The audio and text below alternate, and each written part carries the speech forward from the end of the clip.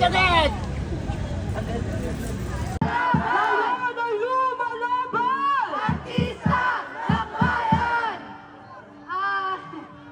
Eto na po.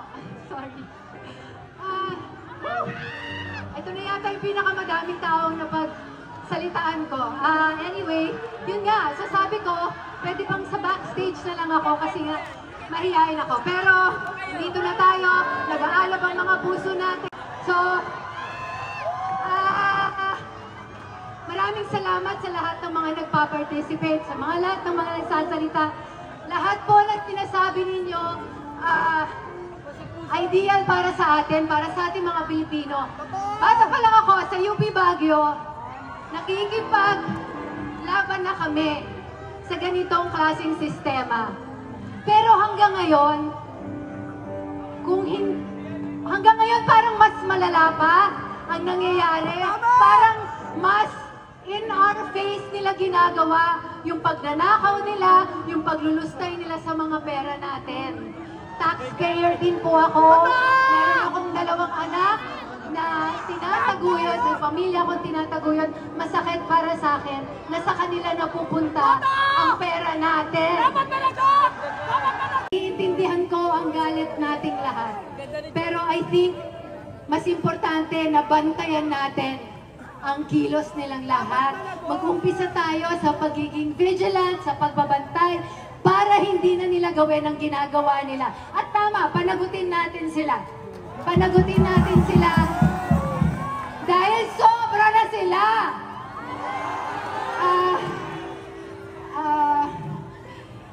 Ano ba ba? Gusto ko sabihin yun lang.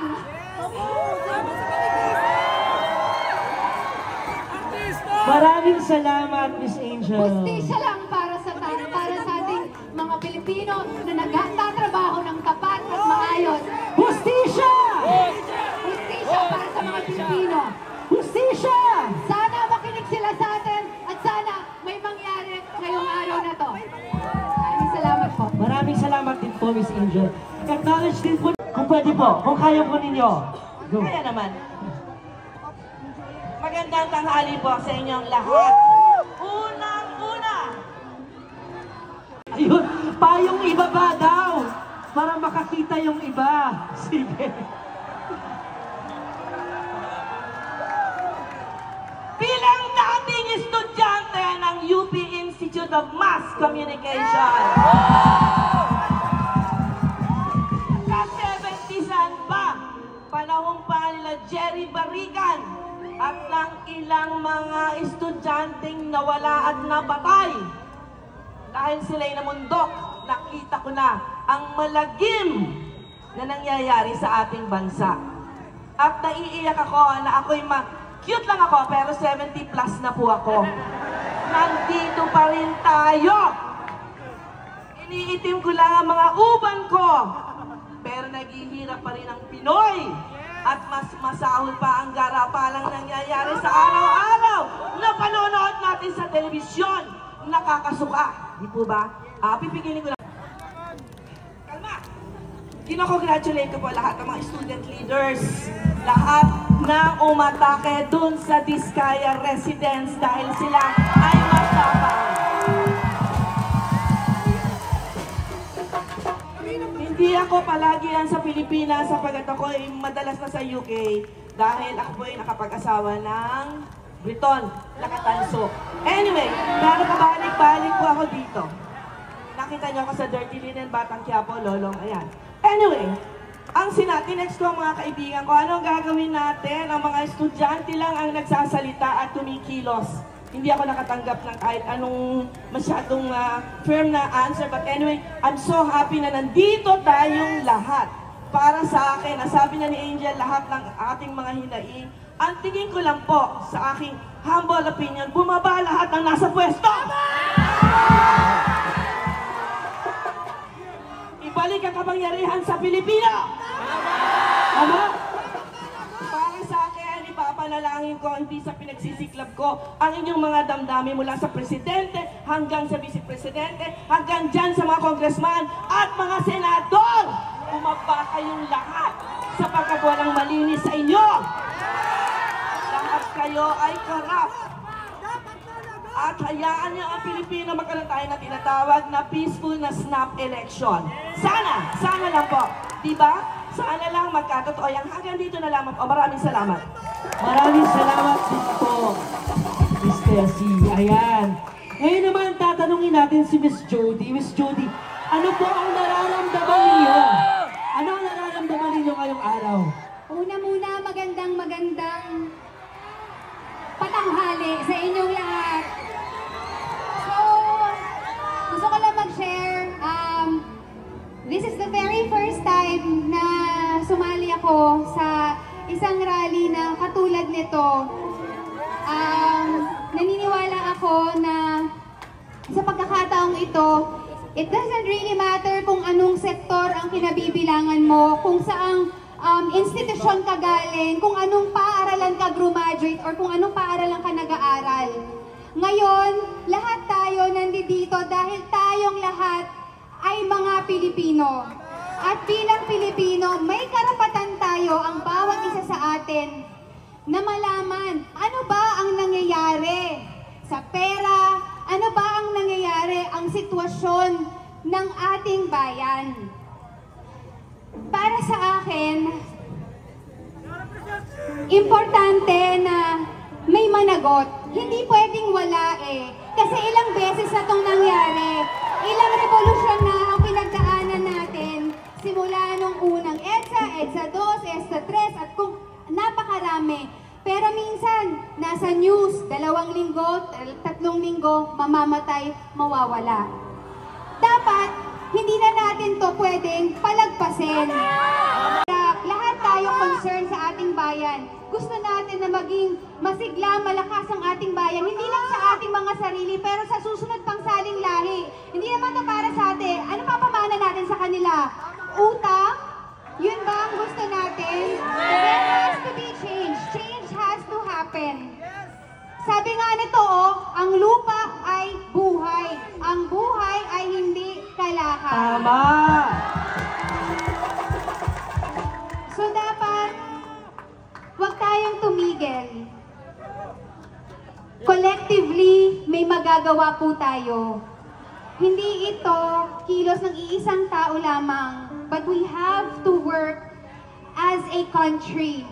Tayong lahat, as a people, kailangan pong kumilos tayo. Kailangan po na marinig ang boses natin na gusto nating baguhin ang sistema. At syempre gusto natin na may managot. Gusto natin na makulong ang korap. Maraming salamat po. Maraming salamat.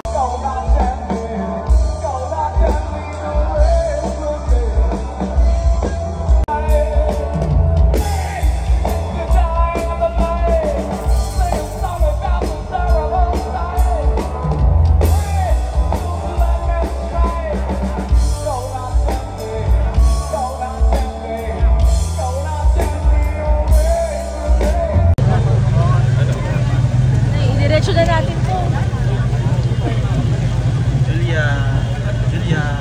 Julia. Ay po mga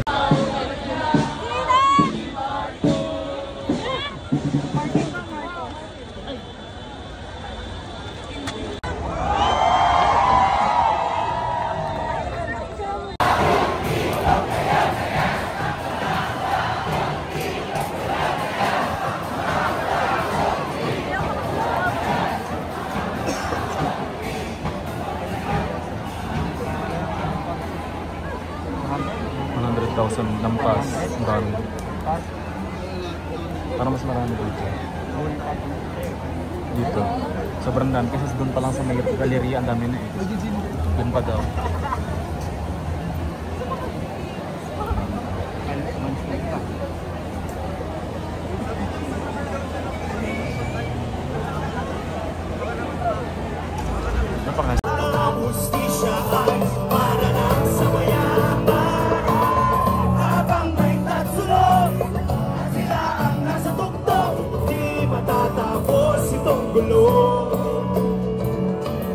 Habang may tagsulog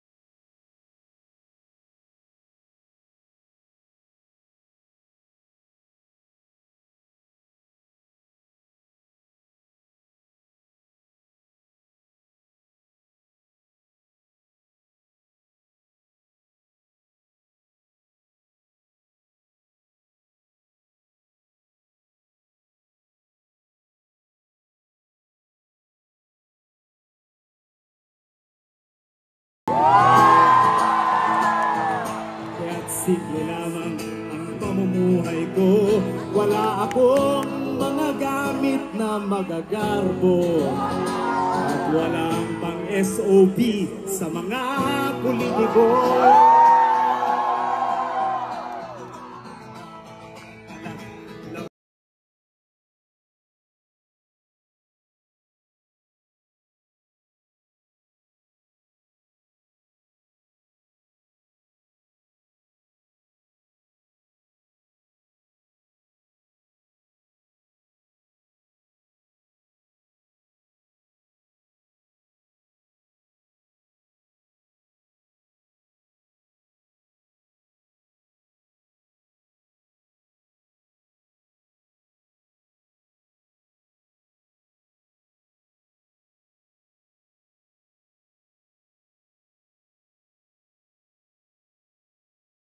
Sumigaw!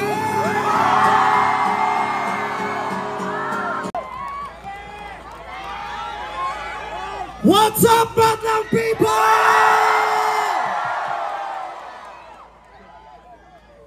What's up?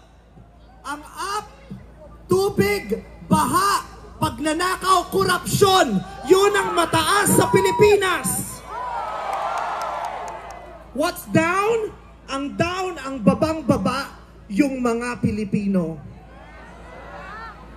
Kaya sa ngalan ng lahat ng mga kapwa ko artistang nasa entablado ngayon, pati na rin yung mga artistang nasa baba at sa iba't ibang lugar na nakikisama sa amin, binabati po namin kayong lahat.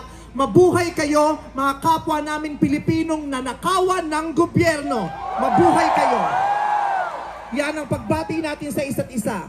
At para sa lahat naman ng mga politiko at bahagi na ng gobyerno na nagnakaw sa atin, nagnanakaw sa atin, mga nakatingin habang may nagnanakaw sa atin, mga kasama ng mga nagnanakaw sa atin, mga alam na may nagnanakaw pero hindi nagsasalita, mga kasama ng mga nagnanakaw, mga nagtatago ng magnanakaw, isa lang ang gusto naming sabihin sa inyong lahat. Patawad kay Father pero putang ina ninyo! Kaputa-putahan ng mga putang ina nyo! Katatapos lang ng misa, pero Panginoon, patawarin nyo kami, pero totoo yan. Ito ang wika ng lahat ng mga Pilipinong ninakawan. Putang ina nyo! Putang ina nyo!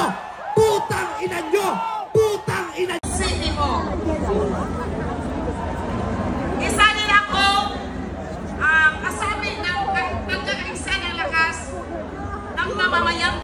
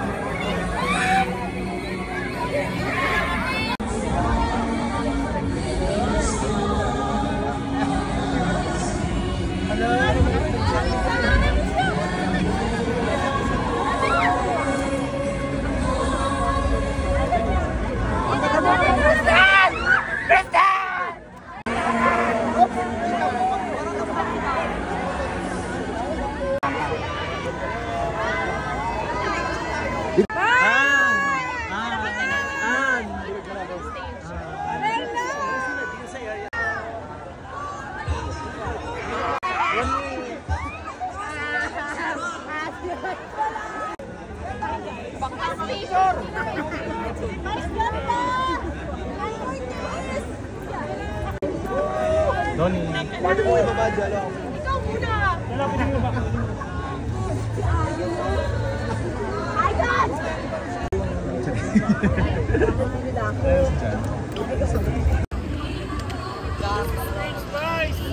Nahuli ka na naman. Saan ka? Ilang kailangan i-steal na dyan lang kayo. Doon po tayo.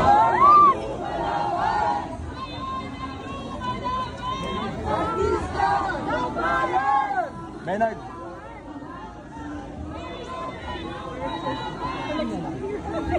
Game.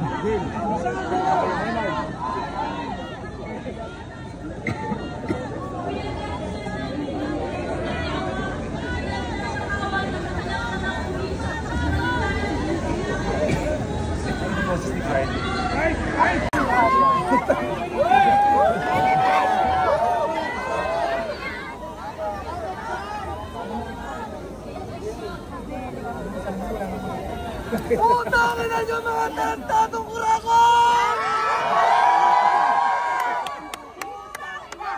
Putang ina! Putang ina! Putang ina! Ikulong na yan!